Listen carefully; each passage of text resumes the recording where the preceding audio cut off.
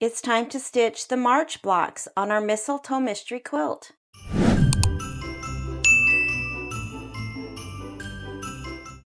For the March blocks, I have 2 candle blocks to make, as well as 3 filler blocks. And I have all of my fabrics backed with fusible interfacing. I have the embellishment for March, and I have my batting. Now, you'll note that I normally cut my batting to size. I've done that with all of my Kimberbell projects that I've ever done, as well as other projects.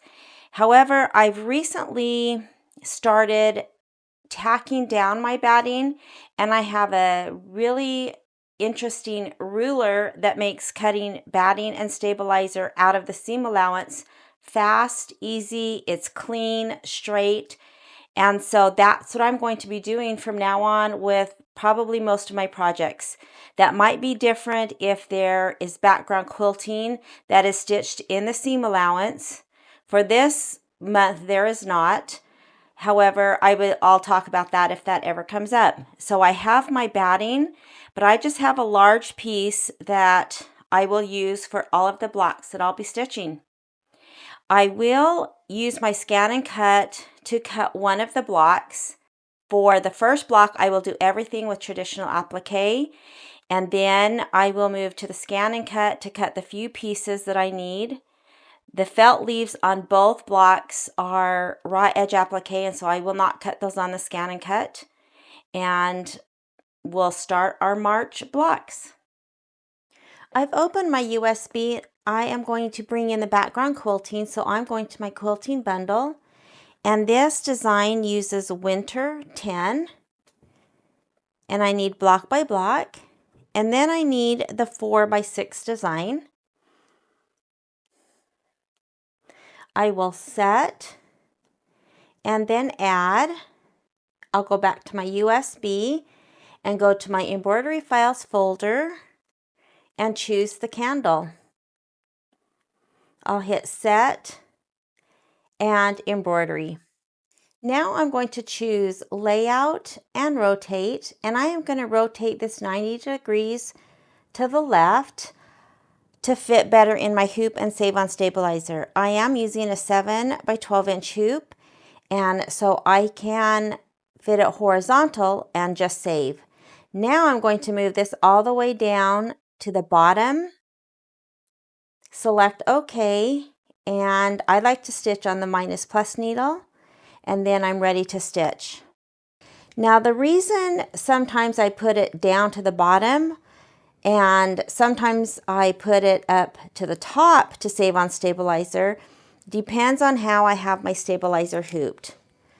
When I am using muslin, I hoop the end closest to me or the bottom of my hoop, and I have the excess towards the back, and that just falls off the back of my machine. When I hoop it like this, I do need to be careful that when I put my hoop on, none of that slides under and gets stitched into my design. Now when I use my roll of stabilizer, such as no show mesh, I do it the opposite, and that is because I have the whole roll and it's heavy and it's got a cardboard center, and I put that on my desk. And so in that case, I would move my design all the way to the top because all of my excess stabilizer would be towards me. So I hope that makes sense.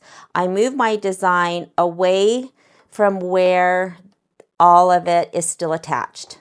And in this case, it's attached to the top, so I moved it all the way to the bottom. All right, I'm ready to stitch out. I am going to run the placement for the batting, and then I'm going to place my batting and show you what I'm doing a little bit different from now on. Now, I mentioned earlier that I'm going to start doing my batting different most of the time. So normally when I have done my projects, I cut my batting exactly to the size that it needs to be trimmed to, which is right at this placement line. And so I would have normally cut my piece of batting 4x6, put it right in. I would have skipped the tack down of the batting and skip the placement of the fabric. I would have also placed my background fabric on top, tacked that down, and moved on to my background quilting.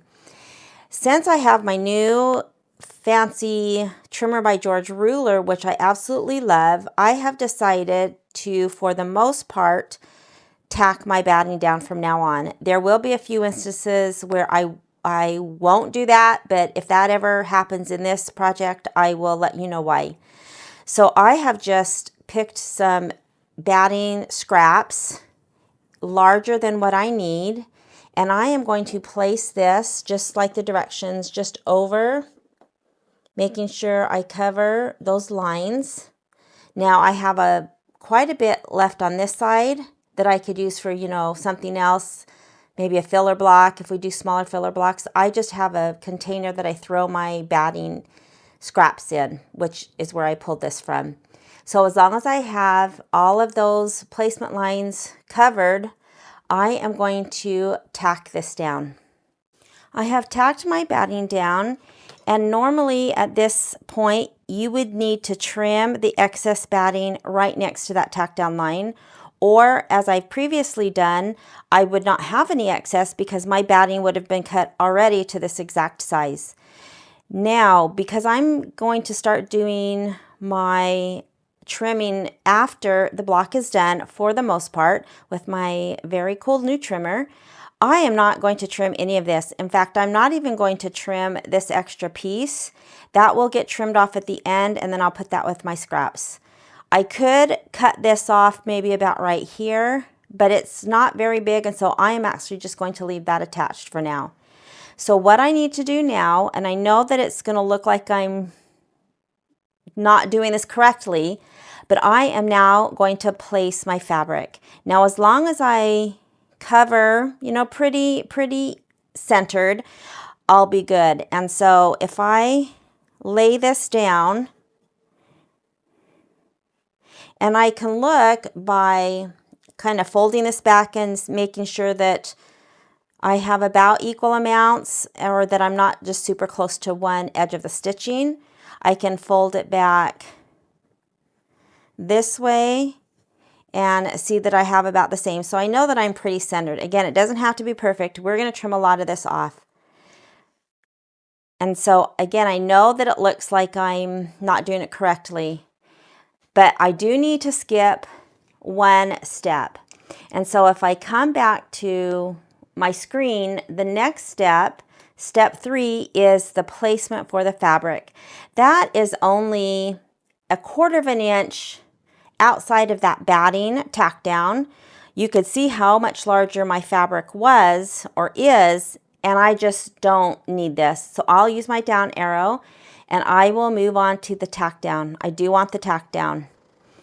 All right, let's tack this down, and then I am going to run the background quilting. I am going to be using my silver metallic that I've done for this project for the background. I love the metallic, and as this was stitching, I was thinking that I am going to make a change. Let me show you on the screen. If you look at this design, you can see that the leaves, I hope you can see that the outer part of the felt leaves cover up most of this little bottom house, as well as this cute little snowflake. And then the top, you see just a little bit of the tree in the house and then a few squiggles. And I, didn't really pay attention when I brought that in. But as it was stitching out, I was thinking, I wonder if I can flip this and maybe get more of the background quilting showing. So I've done the background quilting, of course. The next step is for the starting the candle with the little flame. But what I'm going to do is go to return, and that makes it so that each of these are now separate again. And I want to be careful because I don't want to move, because I've already stitched, a lot of this. And so the first thing I'm going to do is I need to rotate this. So I'm going to go to rotate, and you can select with these the designs. You can, if I had more than two, it would just, cycle through them.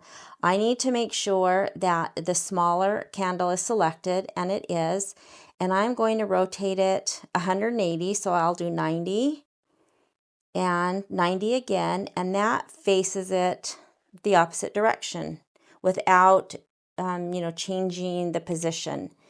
And so now if you look at this, I have the house showing. Yes, it'll be upside down, but that's okay. It's just, random background quilting. And I have this whole little snowflake that will be up at the top of the block.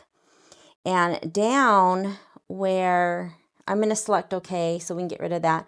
Down at the bottom where all these leaves are, there's just, kind of that loop. And kind of the same thing over here, but I don't really think we need too much going on down here. You see part of a snowflake because we have all that felt in the bottom of the candle, which is heavier. And so I think that that will look great. So now with that selected how I want it, I'll go back to embroidery. And because I've done that, of course, I'm back to step 0. So I need to cycle through and get past that background quilting. So of course I like to go to the minus plus needle. And then I'll just use my down arrow. And next is the quilting. I just did that. Now the next is the little flame. And so now I'll start on that.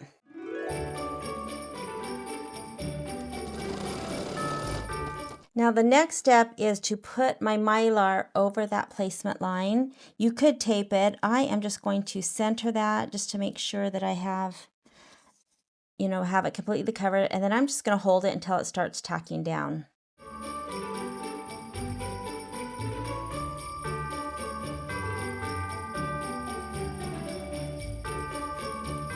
And I also wanted to note that if you tape it down, that's great. You can see that I have a little excess in here, and that's okay because this is going to completely fill in this flame, and this mylar is just kind of a background. And so if it's, not perfectly flat and smooth, that's fine. All right, let's finish this out.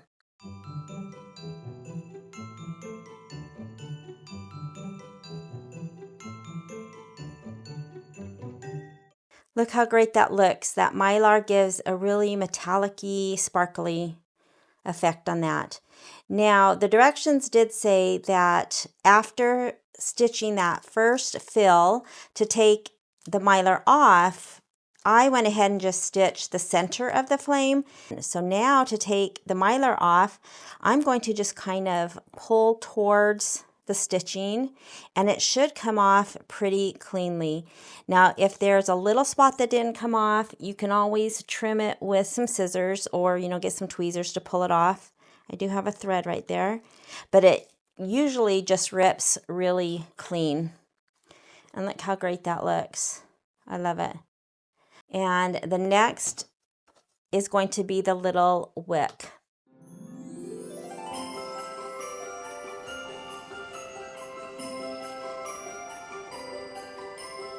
The next steps will be the placement for the candle. I'll place the fabric, tack it down, and trim it. And then it's going to run the decorative stripes on the candle, and then the satin outlining. And then we'll move to that fun jelly vinyl for the wax.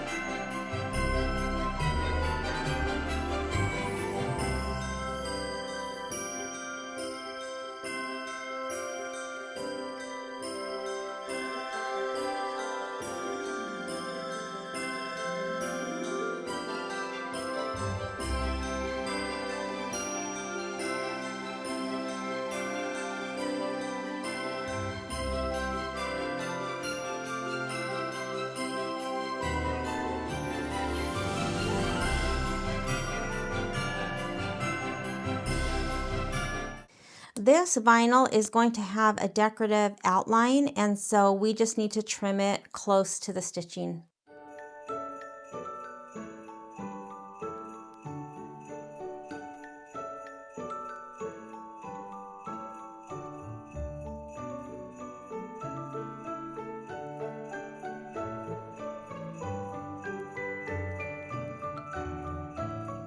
This is so cute. It just gives the appearance of kind of like a matte wax that has melted. It's really pretty.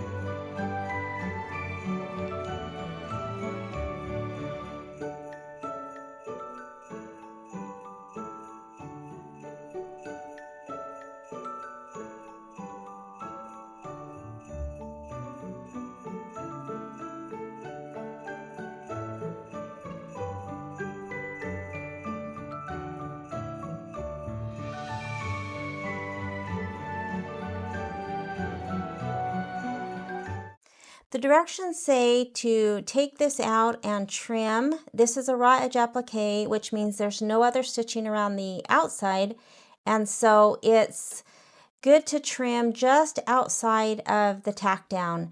There's only one more step in the candle, and that's the veins of the leaves, and so I'm actually just going to wait until this is out of the hoop to actually trim. Whenever I do raw edge applique and I can wait and trim it when the project is done, I do that. In this case, I can. Now, the next step is the veins of the leaves, and it calls for Dijon, and I think that's because it's supposed to look gold, you know, kind of, I guess, having extra gold like the flame.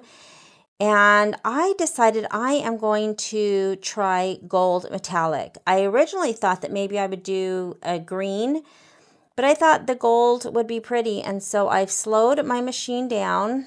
I have my gold. I just have, this is a inexpensive off-brand. I bought just a whole bunch of metallic, and so sometimes I do have problems with this breaking, so I definitely slow my machine down. I have it to 350 stitches per minute, and sometimes it still may break, but I have it. I usually don't put it on a thread stand. I have it just sitting to the front of my machine. I have it coming up. This is, you know, not what most people do. I have it going around where the bobbin's wound, just so that's kind of like a thread stand. It gives it another you know, place to travel before it comes and, you know, goes into the machine. All right, so let's give this a try and see what it looks like.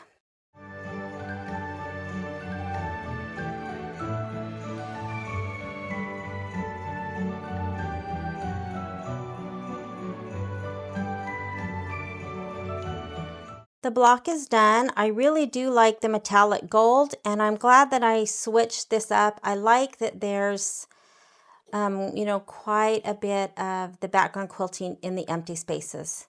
All right, so I'm getting ready to do my second block for the candle, and I want to show you what I'm going to do. So I purchased this project from Jeannie from A1 Vacuum and Sewing in Reno, and when she does her projects, her mystery projects, from what I've seen in the past, they have almost always, it seems, two identical blocks. We've done two of the ornaments, we did the two Christmas trees, and now the two candles. And when she does that, she always reverses one or mirrors one so that they're a little bit different. Now for the ornament and the Christmas tree, those were pretty identical, and so I just did them just, you know, how they came. And on first glance, it looks like the candles are the same. They're just, you know, a candle.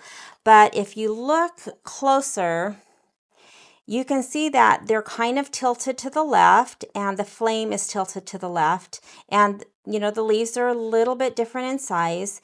And so I am, for the second block, I'm going to mirror it just so it goes in a different direction. No one would ever probably notice, but I liked that idea. I thought it would give just, you know, something a little bit different and not be so identical. And this one I am going to cut the red for the candle and the vinyl with my ScanNCut. I can't cut the leaves because these are raw edge applique, and so I will do them just like this.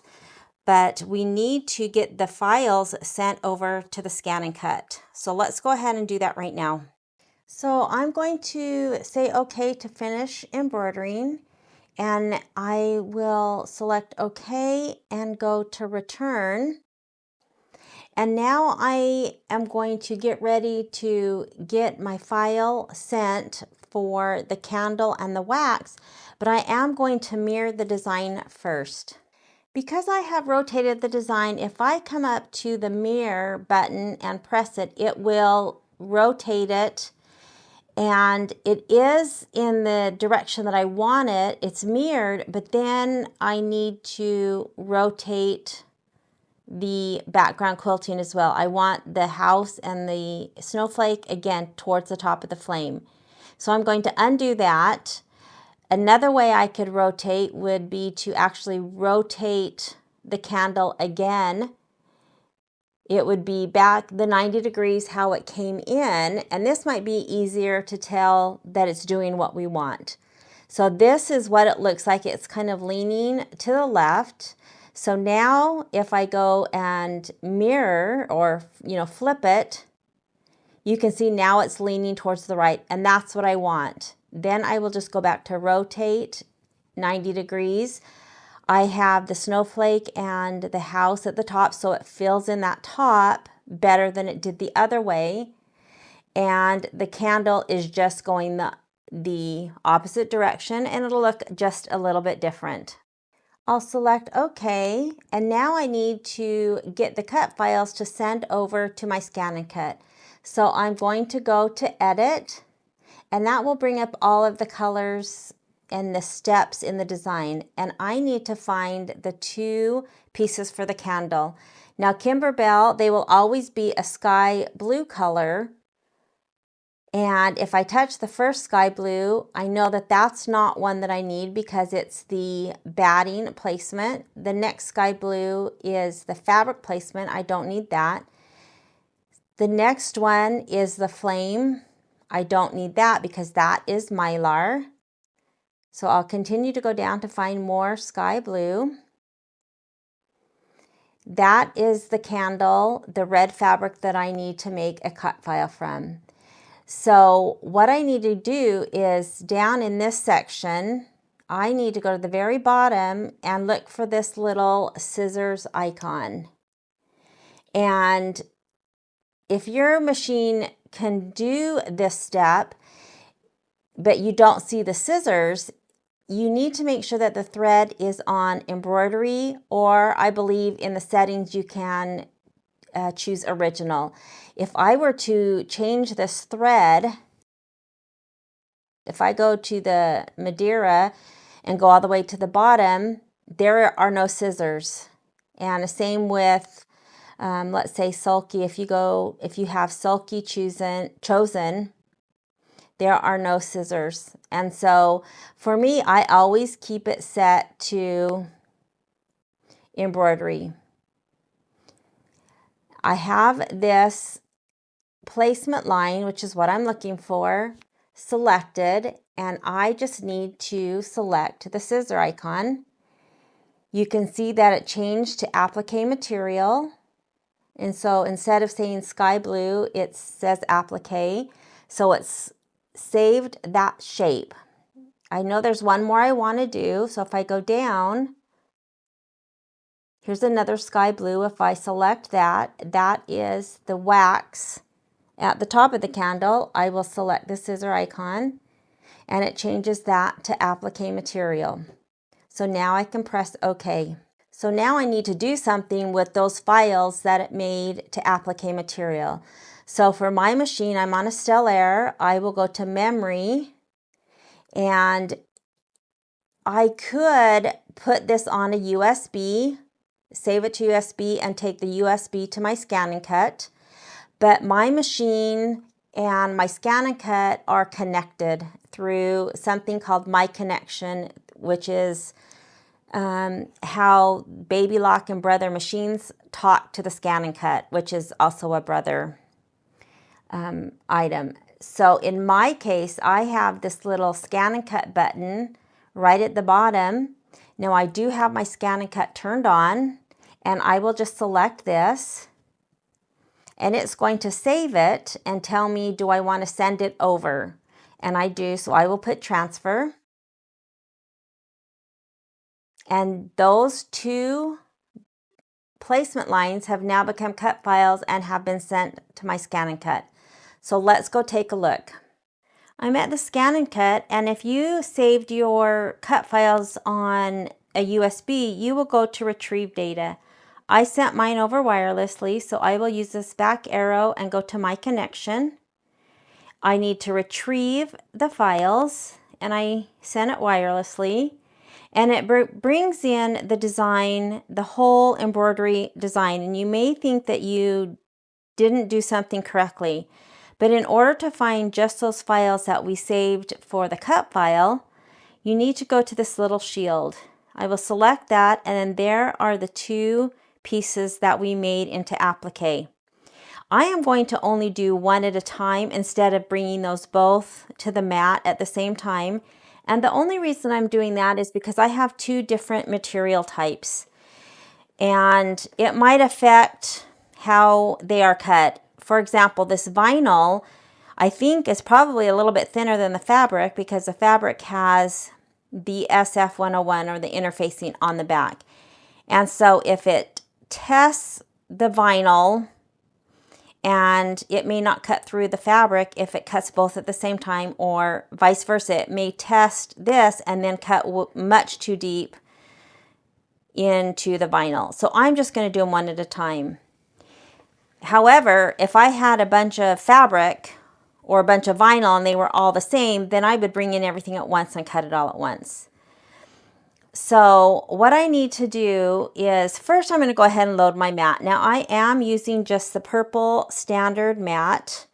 I do usually use some tape. It's tacky, but it's not super tacky, and of course I've used it a lot.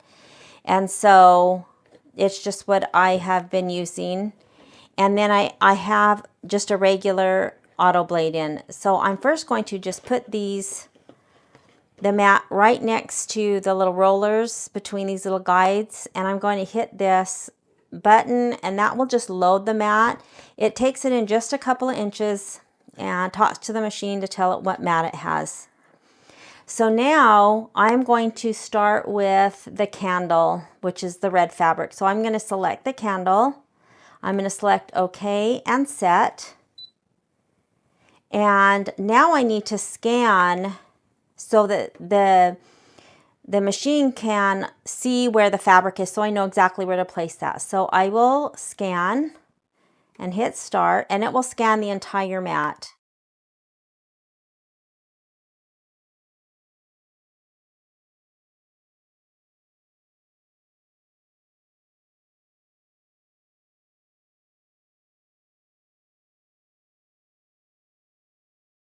And now I can move this little piece more into the center of that. That looks pretty good. Now using your finger or stylus kind of gets you in a general area. If I wanted to get more precise movement, I can go to edit and choose these 4 arrows. So now these arrows, I can move up little tiny increments and get that exactly where I need it to be. And it looks pretty good. I want to make sure it's not over my tape or it's not too close to an edge. And then I will select OK, OK again, and OK again. And now I need to tell the machine what to do. So I'll select, I want to cut, and I am going to do a test cut. And it shows this little tiny red, I think it's a triangle, And I need to move it to the fabric that I am cutting. And so because I'm cutting the red fabric, I am going to move this just somewhere up in the red fabric. Of course, not on my design. And when I hit start, it's going to just do that little test cut.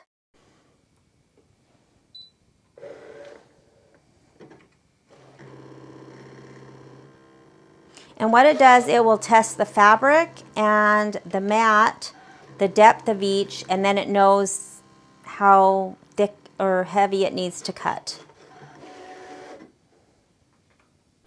Now it cut, but I can tell that my fabric is not really adhered. You can see how loose it is, and it kind of moved. And so I'm going to add some extra tape. So hopefully when it cuts around, the fabric won't kind of scoot up. So I added a couple more pieces of tape, and hopefully that will keep that down. And that's the only downside to using the standard tack, is that sometimes it's not quite as sticky, and so it doesn't hold the fabric super tight to the mat. But let's try this. So I am just going to hit start, and let's see how it cuts.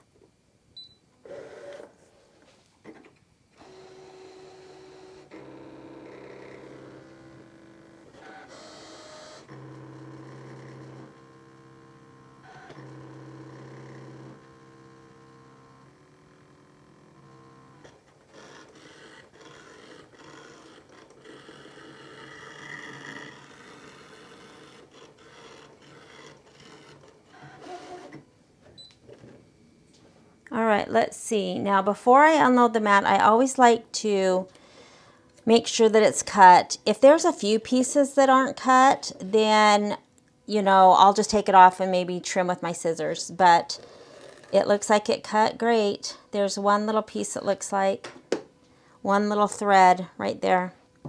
So I'm just going to cut that. But that cut good. All right, so now to cut the vinyl, I need to go bring that piece in. So I am going to say select next part because it knows that I have two and I only chose one. And so I am going to select that little piece of wax, hit set, and I've already scanned it with this on, so I know exactly where it's at. I don't need to rescan it. I'm going to move that over, and then I need to rotate. So I'm going to go to Edit and Object Edit, and the top right little icon is a box with an arrow, and that's for rotate. So I'll select that. I'm going to rotate it 90 degrees to the left. I'll select OK and OK, and I could try moving it to the center with my stylus. If I go to the arrows again, I can get a little bit more precise. I can zoom in and you can see that looks really good, but if I needed to adjust that, I could just use the arrows and it would, you know, just move little bits at a time. I think that looks good, so I will select OK, OK, and OK, and OK once more. And that will get to where we need to tell the machine what to do. I am going to select and cut, and I am going to do a test cut again because we've got different material.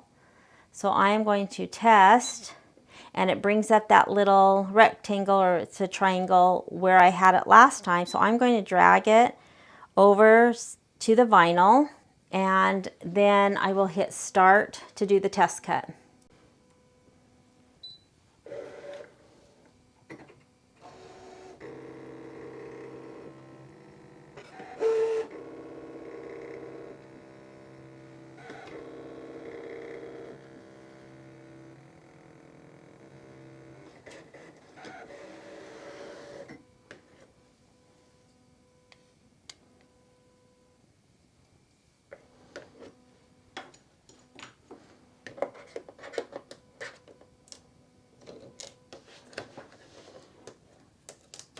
And I can see that it's cut.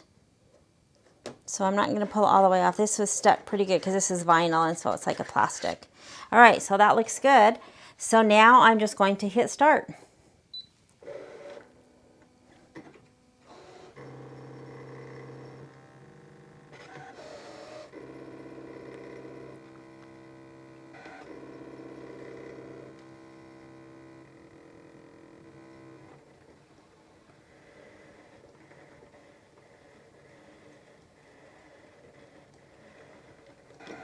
I mean, you can barely even hear that. It's like butter.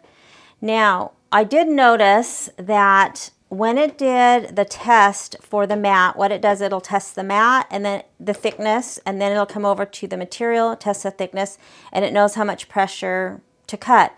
I noticed that it tested right on top of the tape, which probably isn't ideal because as thin as this tape is, it's still something on top of the mat. So ideally, I should have taken that off just to get more precise. It looks like it's cut, so let's see. Again, I'm not going to take out my mat first in case for some reason it didn't cut. And look at that, it's like butter. So now I can unload my mat. I'm going to go ahead and just take it off here. Now with things that are stretchy, I try not to just pull them off, you know, get under a piece and then pull it because it might stretch. So I like to kind of just spatula underneath, especially if it's really sticky like this, or if you use a fabric mat that's really sticky. Look how great that was. And a lot easier than trimming in the hoop. All right, so let's go do our second candle. So now I need to move this design because right now I still have this in the hoop and I have plenty of room to do this design, but I do need to move it up, or it would of course stitch over the same. So I am going to go to embroidery, and that then groups those two designs, and I am going to go to layout and move, and I am going to move it up. Now to double check, I need to select OK, and then I am going to go to this little button on my machine that looks like a square with kind of a dotted line around it. If I select that, I can choose different points of the design and the needle will go to that point. So I'm most concerned, of course, with the bottom. Any of the bottom points will tell me if I'm too close to this design. The bottom center is probably the easiest. So I am just going to select the bottom center. It moves that right here to show where it is adjusting to. And so if I look, I can see that it's a little bit over my fabric, and to be able to see that easier, I'm just going to put my needle down, and you can see it pierces that fabric. Now, that really wouldn't interfere because my cut or trim size is going to be about where this tack down is, but I don't want, you know, to have to double up on the fabric and have that stitch over the fabric. I'm going to put my needle up. I'm going to come back and I'm going to move that a little bit higher. So I need to go back to layout and move and bump it up. I'm going to bump it up 5 or 6 times and select OK. Now if I want to check again, I can go back, go to that, it's still on the lower corner, and so it might be hard to see at this angle, but if I put my needle down, you can see that it's not tacking, you know, down or stitching into this fabric.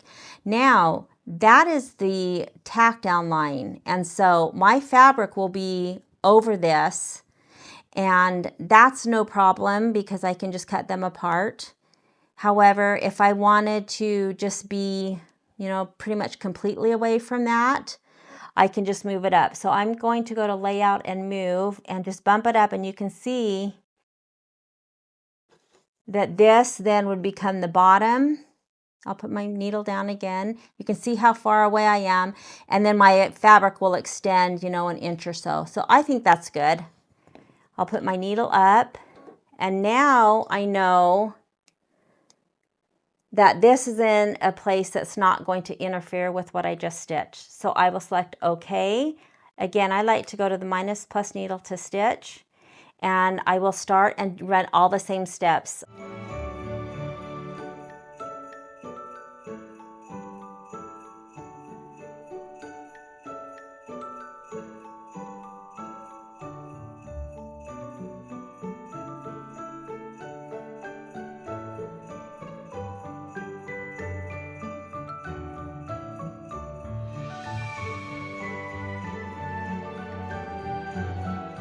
I ran the placement in the red so it's easier to see, and I just need to place this down. Now, I don't put, for the most part, any adhesive on the back like Heat and Bond. Sometimes I've done Steam a Seam and then just press the whole applique. Normally, I don't do that. Normally, I just take my glue based, and there's just one on here, so I'm just going to use a toothpick. And I will just put a little bit kind of around the edges. I usually don't cover the whole thing. I just need this to get tacked down while the next steps are stitching. And so this doesn't move out of place. Because since we've cut this to size, I can't really do the tack down because it would just go right over that line, and it actually might bump it or, scoop under it, mess it up. And so I will skip that part. And so I do want this tacked down so it's not going to move as it starts stitching the next step. Now, you can, of course, use Heat and Bond on the back and just cut that, put your interfacing on the back, then iron your Heat and Bond, and then cut on your ScanNCut. So I'm going to take this and place it as good as I can right on those placement lines.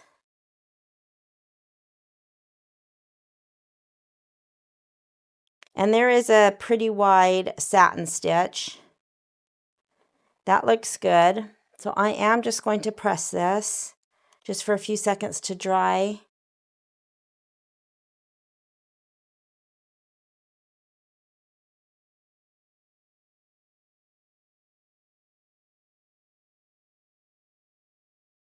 And now that's down, and I can move on to the next step. Now the next step, of course, is the tack down, which I do want to skip. So I am just going to use my down arrow, and it's ready for all of the detail on the candle.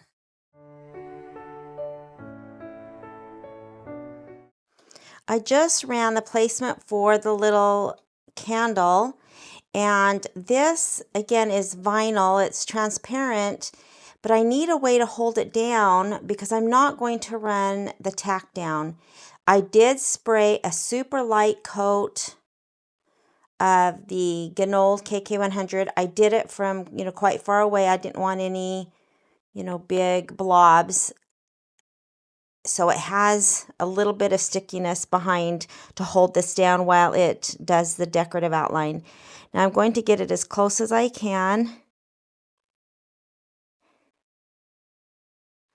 I can't press, of course, but I am going to cover this so that I can rub it down and not get my fingerprints all over it. I guess that doesn't probably really matter. And I think that's about as good as I can get it. I think I am going to slow my machine down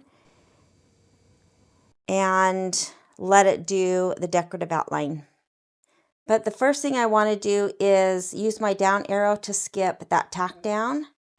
And now it will do the outline. So I'm going to go ahead and lower to the very lowest, just as a precaution. So as this started, you can see that since I didn't spray it a lot, it's really not holding because it's tacking down here and, putting pressure. I am going to hold this as best that I can so that it doesn't shift since it's moving this way. I still think I should be okay, but let's try it.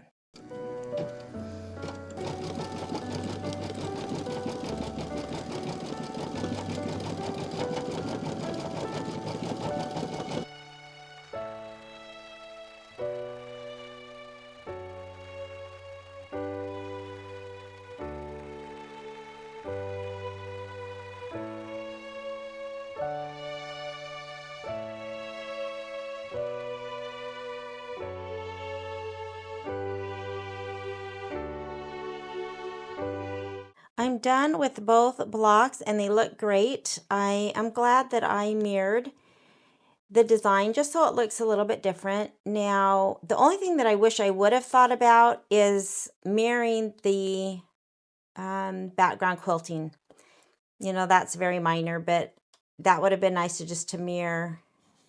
But it looks great. I love it.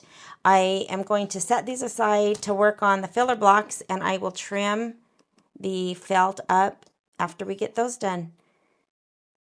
I'm going to cut this off and just set this aside. For the filler blocks, it looks like block 17, which is this red polka dot, and block 20, which is this other red.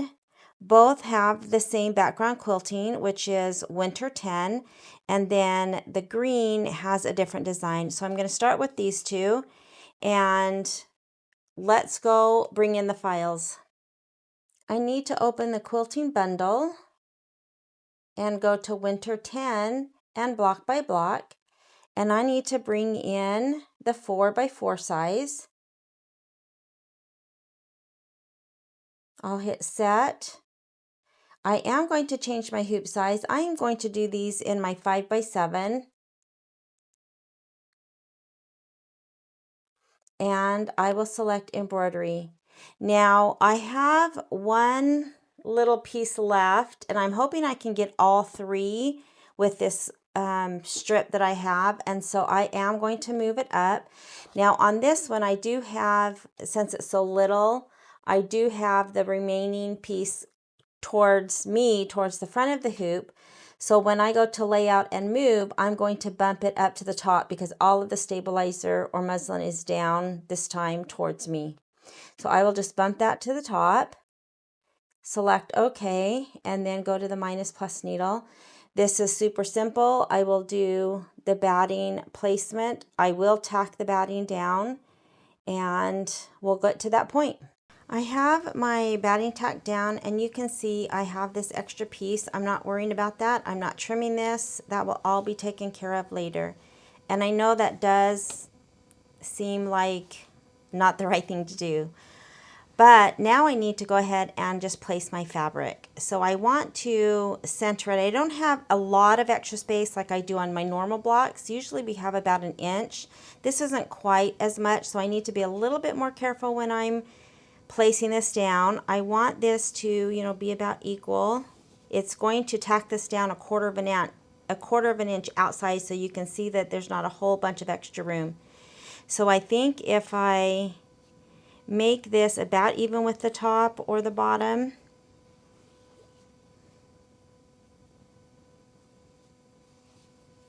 and then I can fold back, and I do have a little bit more at the top. I'm going to pull this down slightly so you can see I have about equal amounts. Now for the sides, I have a lot more on this side. I do want to scooch this over just a little bit. Again, it doesn't have to be perfect, but they don't give us a whole bunch of room. That looks pretty good. About the same. Double check, I'm about the same. So that looks good. Now before I tack this down, I do need to skip a step, because right now it would do the placement, and we don't need the placement. I guess you could use it on the filler block, but it is just a quarter of an inch, and as long as we're pretty centered, I'm going to go ahead and use my down arrow and skip, and it will go to the tack down. So you can see right here at the bottom corner, I am pretty close, but this is going to be pretty close to our trim line, so I'm still good. So I've put my metallic thread in. I've lowered my speed to the very lowest, which is 350 stitches per minute, and I'm going to stitch out the background quilting.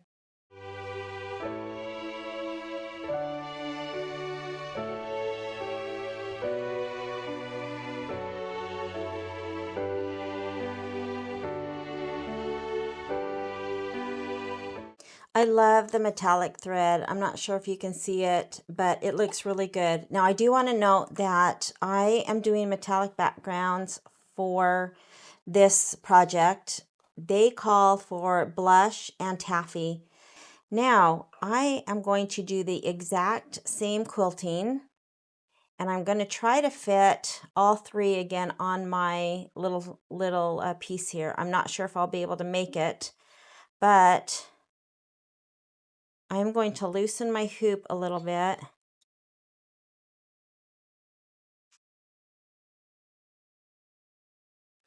And hoop this so that I can get as close as I can to this. Now, if I don't get all three on here, you know, that's not a big deal. I probably would have enough to put in my 4x4 hoop, but I'm going to try. All right, so I've got it hooped. I've got this down. And so we are going to need to move the design to make sure that it doesn't hit this. I have my hoop back in and I haven't moved my design, and I need to see if I'm far enough away or if I do need to move it. And I need to choose this little dashed box with an arrow. I'm going to select that, and then I'm going to go to the top. I need to see how close it is to the bottom of the one that we just did. So I am going to press that. And if you look, I'm way over. If I put my needle down, you can see I'm way into the stitching.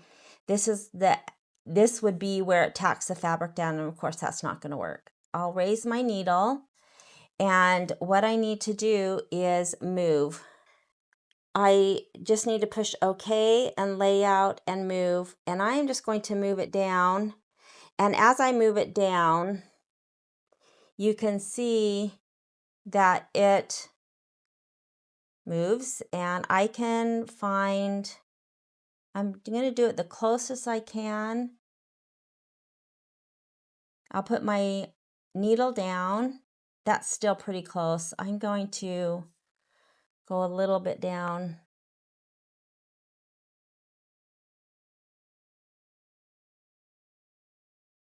Okay, that's really close, but I think that will be okay. The fabrics will overlap because this is the tack down, but as long as I can cut these apart, then I'll be good. And that will hopefully leave me enough room. And then maybe on my third one, I won't have to do it so close. I'm going to do that. Let me bring that up. I'm going to cut that. It's a little long now. So that's about where I'm going to go. So I will select OK. And I, again, like to stitch on the minus plus screen. And then we can start, and it will start with that batting placement. So here is the placement line, and I have, again, just a big piece that I'm trying to use up. And so for right now, I am just going to cover. I have a lot of excess. I am going to tack this down, and then I'll show you what I'm going to do. So now that I have a big, huge piece, I am going to trim it, but I'm not going to trim it right next to here. I'm going to just leave, you know, a half of an inch or so. I'm not worried about it. I'm going to take care of this at the end, and it'll save me time. I can get a really clean edge with my trimmer by George, which I love. And so I'll leave all of this excess batting. So now what I need to do is place my fabric, my next piece of fabric. I am going to spray just lightly with the Ganol KK100.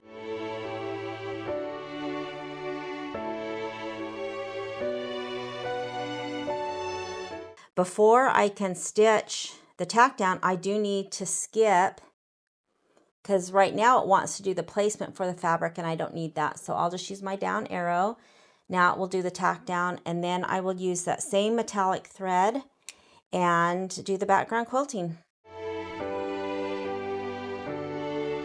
That one's a little bit harder to see, but it still looks good. I love the little bit of sparkle that it gives. And looking at this, I don't think I'm going to have enough room to stitch this. I might, I'm going to try it. So I'm going to hoop this as close to this bottom. It's probably not ideal. I think as long as this stays, maybe I can get it. Okay, so let me put my hoop back in, and the first thing I'm going to do, of course, is I need a different design. Let me put my hoop back on. So I need just to go home. I'll cancel and go back to embroidery and my USB and my quilting bundle. And I need the Christmas 17 block by block. And I need the same 4x4 size. And I will hit set and embroidery. So now I need to check. Again, I'm just going to leave this where it's at. And if I check, I need to check the top because that's where my last block is. And if you look, I'm fine. I'm way down here. So I'm just going to leave it and stitch it out. So on my screen, I'm just going to hit OK, go to the minus plus needle like I always do, and do all of the same steps.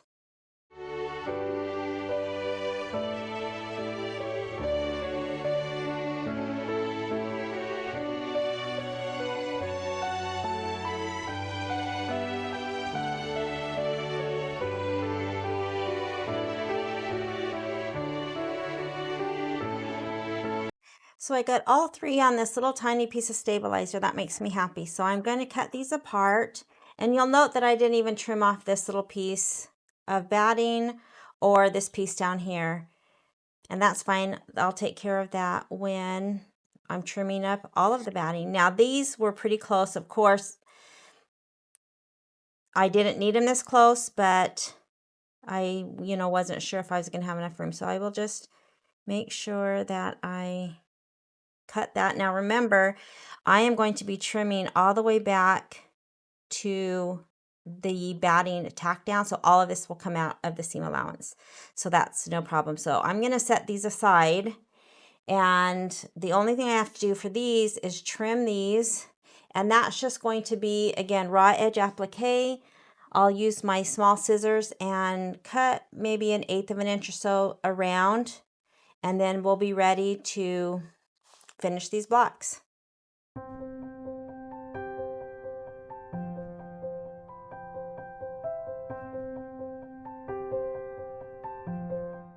I need to take out the basting or the tack down of the fabric, and so the easiest way is to come to the back, and on each side of the little knot where it starts, I just cut the bobbin, and then I will pull out enough of that where I can grab a hold. I'll do the same thing to the other side.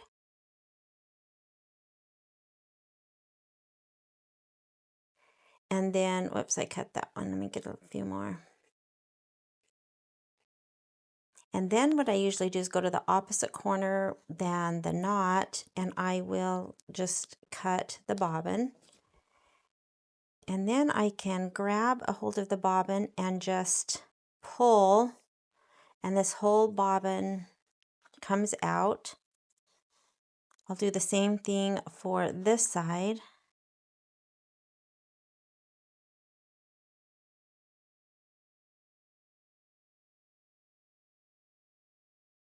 And it comes out, and then I can flip this over and just pull the whole tack down. Now there is, of course, that little knot, so I'll just pull the fabric back and cut that little knot.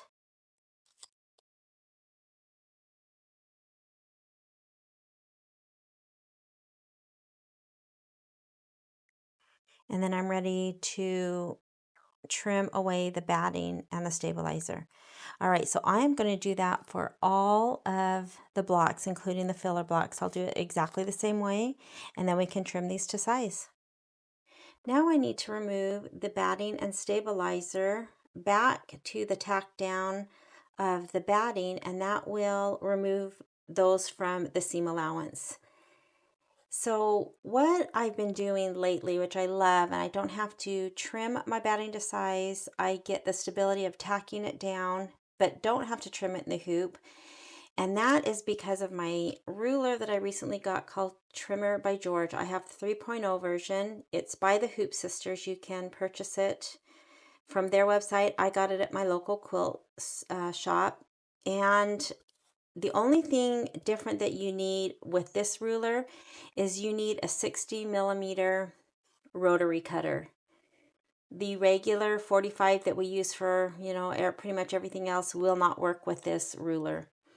And so how this works is it has a little lip, a little metal lip on it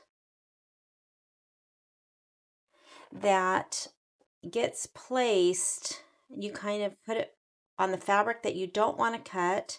I would lift that up and kind of shimmy to make sure that I'm snugged up. And when I fold this ruler back, it protects my block. And I'm going to spin it around. I can see the tack down of my batting. Now I don't want to cut right on there. I could, but then I would get a loss of the little threads. So what I do is after I have it placed, I will just bump my ruler so it sits right on top of that stitching so I can't see the stitching. So now when I cut it, it trims it right next to that stitching. Look how nice and clean that is. I don't have all the little fabric or the little threads from cutting that stitching. If you do, it's not that big of a deal. But now when I go to sew this block to the block next to it, I do not have the batting and stabilizer in the seam allowance. It is so fast and easy, and look how clean that is. So I just work my way around. And again, I'll pull up the fabric and place this. You can see this little lip. I place that down and kind of, shimmy this up. I fold it. I'll show once more. So I'm back behind that, but I really want to be right on that line because that's where my seam allowance will be. And so I will just move this up so that I just put the lip of the ruler right on top and I can't see that stitching. And then I will trim it off. And then I have the nice, clean edge. All right, I'm going to do that for all of the blocks.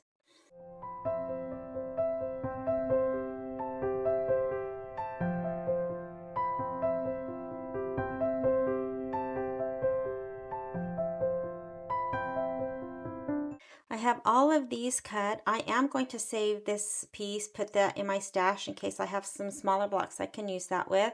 But I have them all ready to be trimmed to size.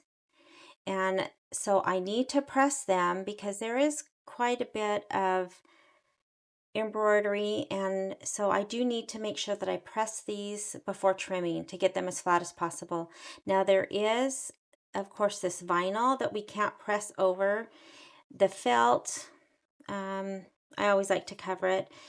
I try to press mostly from the back, and that's one thing I love about the muslin is that you can press and get a really nice press on muslin. I can press from the back over where the vinyl is because there's enough protection, and I'll do most of my pressing from the back. If I still feel like I need to press from the front, I will cover this and try really not to press too long on top of this. I'll try to press more on the sides. So anyways, I'm going to go get these pressed, and then all we have to do is trim these to size.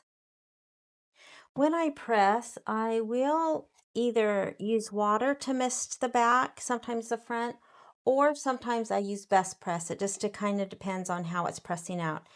And I will just press first from the back, press as good as I can, get it as flat as I can. These little filler blocks are easy because there's just not a lot of, embroidery or quilting. And so these are pretty easy to get flat. Then usually I will turn it over and just give it a press.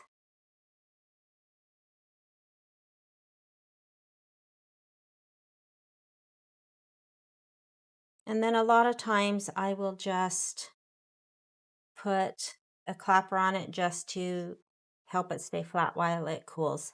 Now, for my large blocks that I'm going to press that I will need a pressing cloth, I just use a scrap piece of muslin and use that when I press.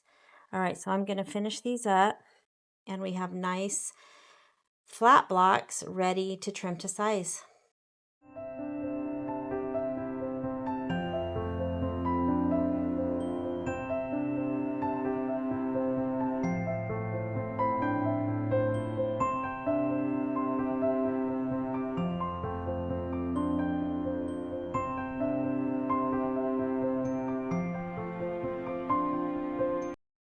To trim my blocks to size, I am going to be using the orange pop rulers from Kimberbell. However, you can trim these with a regular ruler. So to use the orange pop rulers, because I have taken out my tack down, I am going to trim it from the back. Now, if you don't have the orange pop rulers, you can still trim the block after taking out the tack down. However, you could always leave the tack down on, use a ruler, and that tack down is kind of a guide. You still need to measure. Sometimes the tack down of the fabric gets pulled in when there is quilting and embroidery, and you would need to measure instead of just cutting directly on those stitching lines. Turning it to the back, if you're using something other than this orange pop ruler, you could use a regular ruler that has, a 1/4 inch marking. On this ruler, the outside edge of this teal border is 1/4 inch. I could line this up right with the edge of my batting, or, pretty much my stitching, and I could trim. That would leave me 1/4 inch around all sides. I would, maybe mark first and make sure and measure. You could also use something like the add a quarter ruler. It comes in a short 6 inch, and then it comes in a longer 12 inch, so you could do, bigger blocks. How this would work is there's a little lip on this ruler, and as long as you're straight and right, you've cut your batting right next to the tack down, then you can just put this little lip right up against the batting. And then that would be your 1/4 inch, and you would cut, and you would just work, your way around. That is a good option. If I didn't have the orange pop rulers and I had the add a 1/4 inch, that's probably what I would do. I like it because it locks it in.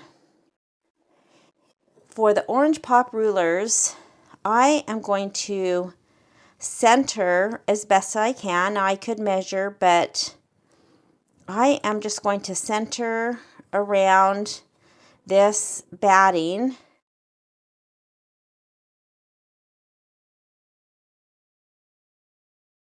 And then I just use this to trim. Now, again, I could measure, but as long as I'm pretty even, I'm good with that. This small block, these filler blocks, will be 4.5 inches trim size, and then, of course, they'll be 4 inches once they're sewn into the quilt. So I have that lined up. And now I will just cut.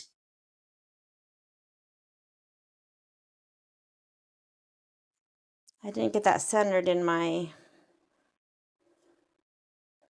center of my mat very good, so it's all over the place. So you can see with the filler blocks, we don't really cut off a whole bunch, but there is the filler block. And then I will do the same thing for the larger block. This will be a 4.5 by 6.5. There is a ruler that size. Again, I'll flip it to the back, and I will center it the best I can, and I just eye it.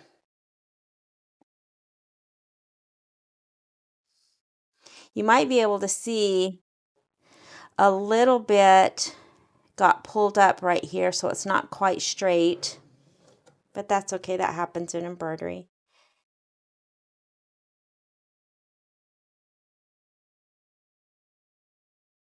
All right, and I will just trim this.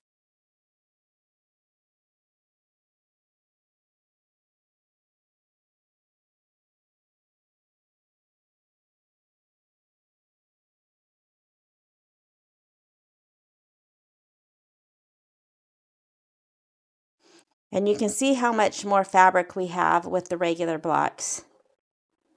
All right, and there's that one. So I'm going to get the rest of these trimmed up and we will be done with the March blocks.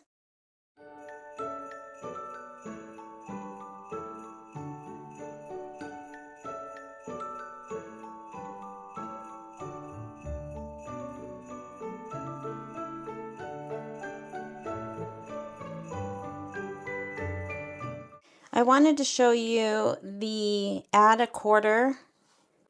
If I butt that right up against this batting, this little lip, you can see that it's exactly where it needs to be for cutting. And so again, if I didn't have the orange pop rulers, that's probably the easiest because it gives you something to grip onto. However, this ruler would also be the same. I would line the outside of mine, which is 1/4 of an inch. And you can see that's right where I've trimmed. All right, let's look at these blocks. I wanted to jump back on and mention one thing about trimming the batting and stabilizer off the back if you don't have the trimmer by George. I just recently started using that, and I've done hundreds of blocks where I haven't used the ruler, and it's basically the same thing, only you use scissors. So here is a block from a project that I'm doing by Lori Holt, and I have not cut the block to size. I haven't pressed it, but I have trimmed it. But I just wanted to show that if I had a block and I did not have the ruler, I would simply do the same thing with scissors. Before I press and trim my block to size, I would simply take and cut the batting and stabilizer, as close as I can. Now, it's not going to be as clean and it's going to take a little bit longer, but you'll get the same effect. You'll have your stabilizer and batting cut as close as you can to that batting tack down. You would have your extra fabric. You would need to press and then trim. And that's how I've done hundreds of blocks before I got my trimmer. The last thing I'm going to do is put everything back in my little container. So I have my thread kit. I have these little beads that I think go down the center of the leaves. I'm not sure if I'm going to do that. We'll see, but I'm not going to do that right now. So I'm just going to drop these back into the embellishment packet. And then I have my packet still for March. I'm going to slip the directions in. And that I'm just keeping so that all of these things that we have to add, I have directions, or it's just I've printed them, and so I'm just going to leave them with the month that they go to. And I wanted to say, look how cute these are reversed. They just look, a little bit different. All right, so I'm going to put the blocks all with this packet to keep them clean and organized. I've been just putting them in the back once I get it done. So here's the ornament and the Christmas tree, the bell, and then the candle. All right, so we're done for March. I have everything in my container ready for next month.